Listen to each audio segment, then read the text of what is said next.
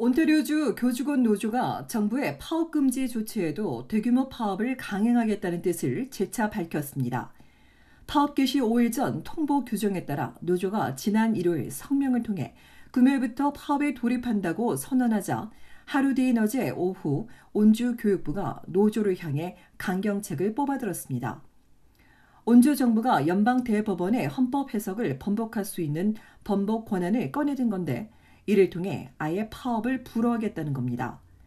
노조는 정부가 기본권을 침해하는 믿을 수 없는 조항을 꺼냈다며 팽팽히 맞서고 있습니다.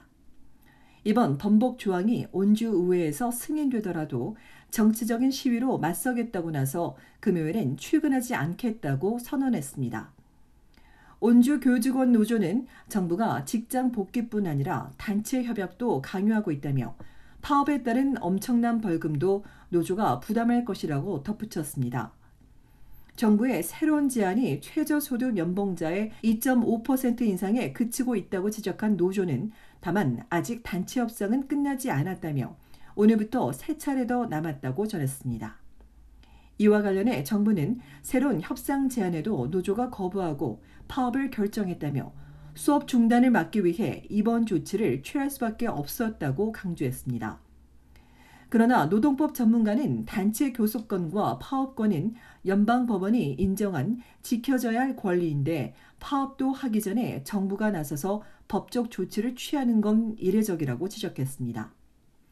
야당도 온주 보수당 정부가 기본적인 권리조차 행사하지 못하게 하고 있다며 민주주의 실종이라고 비판했습니다.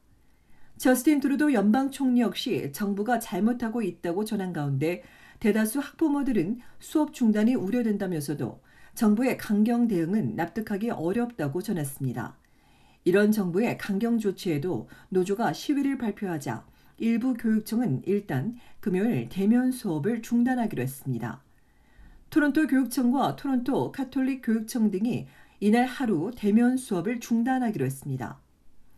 교육계 노조는 정부와의 협상에서 마지막에 협상이 타결되기도 했다며 이번 주가 최대 고비가 될 것이라고 전했습니다.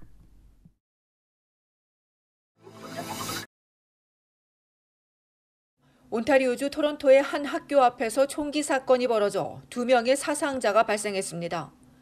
사건은 어제 낮 3시 20분쯤 스카보로 마캄과 엘스미어 로드에 있는 워번 컬리지 고등학교 앞에서 발생했습니다.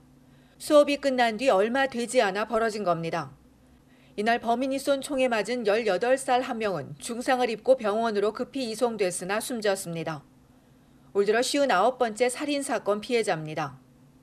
두 번째 피해자인 15살 소녀는 스스로 인근 병원을 찾았다가 다른 병원으로 옮겨져 치료를 받고 있으며 다행히 안정을 찾은 것으로 알려졌습니다. 이들 피해자 2명이 이 학교 재학생인지는 오늘 오전까지 확인되지 않았습니다. 피해자와 같은 10대를 유력한 용의자로 보고 있다는 토론토 경찰은 마른 체형에 당시 짙은색 옷을 입고 있었던 소년을 추적하고 있다고 전했습니다. 이날 총격이 있기 전 시비가 있었던 것으로 알려진 가운데 경찰은 여러 번의 총성이 들렸다는 목격자 진술을 토대로 사건을 조사하고 있다고 덧붙였습니다. 사건 당시 현장을 목격했거나 사건 관련 동영상을 가진 학생이나 주민들의 제보를 요청했습니다. 이날 현장에 도착한 토론토 경찰은 즉시 학교 출입을 통제했다가 1시간여 뒤 건물 안에 있던 학생들을 귀가시킨 것으로 전해졌습니다. 토론토 교육청은 학교에서 끔찍한 비극이 일어났다며 이곳 학생들과 직원들의 심리적 안정을 지원하고 있고 학교의 범죄 근절을 위해 다각도로 검토할 것이라고 말했습니다. 이 학교 앞에서 발생한 총기 살인은 2년 새 이번이 두 번째입니다. 앞서 2020년 1월 21일 오후 3시 10분에는 이 학교 재학생인 15살 소년이 수업을 마치고 집으로 가던 중 총격범이 쏜 총에 맞고 무고하게 숨지는 사건이 있었습니다. 이날 귀가하던 학생들을 향해 총을 난사한 15살 소년은 범행 후 경찰에 바로 붙잡혔고 갱단에 연루된 이 소년은 2급 살인 혐의로 기소됐습니다.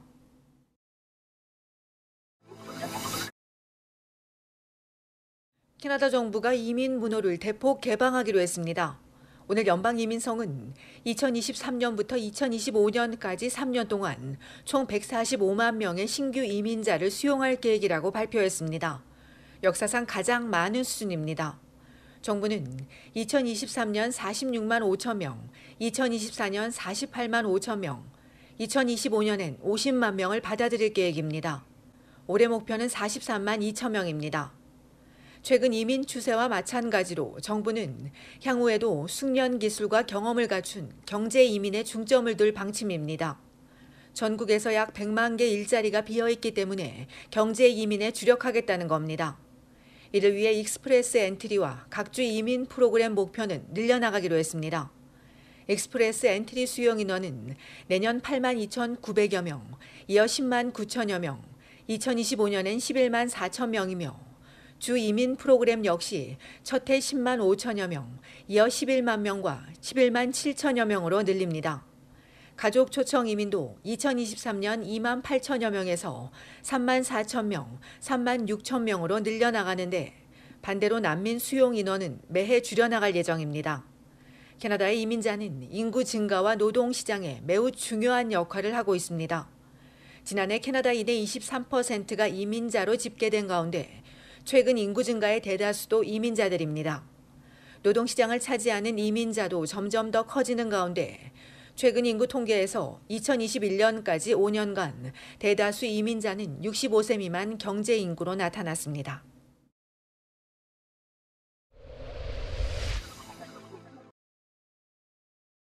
온타리오주 토론토 한인회가 오늘부터 금요일까지 이태원 사고 사망자들을 위한 토론토 합동 분향소를 마련합니다.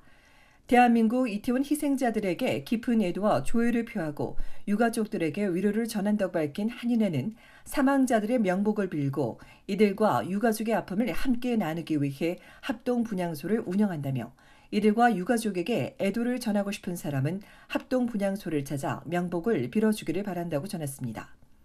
토론토 합동 분향소는 오전 10시부터 오후 7시까지 운영됩니다.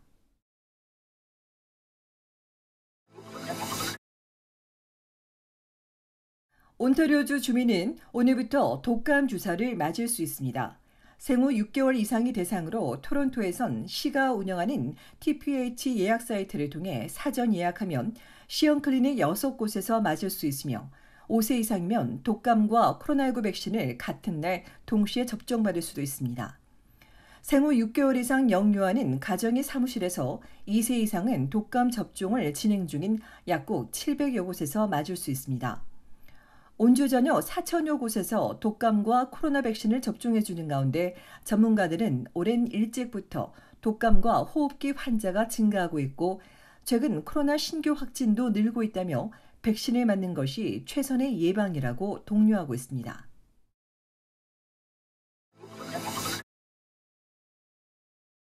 온타리오주 교육부와 교직원 노조가 물러섬 없이 팽팽히 맞서는 가운데 반년간 교사와 정부와 단체 협상을 벌여오던 브리티시 콜롬비아주에선 교사협의회 노조가 정부와의 협상안에 잠정 합의하면서 파업을 피할 수 있게 됐습니다. BC주 교사협 노조는 인플레이션에 상승하는 임금 인상과 업무 과중을 해결해달라고 요구해왔고 앞서 BC주 공공기관 노조 파업을 지지하기도 했으나 파업만큼은 피하겠다는 입장을 강조해온 바 있습니다. 노사 합의안 세부 내용은 공개되지 않았으나 협의회에 따르면 2024년 기준 교사 1인당 평균 연봉이 현재와 비교해 $8,500에서 많게는 최대 $13,000까지 오를 것으로 알려졌습니다. 이에 따라 BC주 교사 임금도 온주 토론토, 엘버타주 캘거리와 비슷한 최고 수준으로 오를 것으로 전해졌습니다.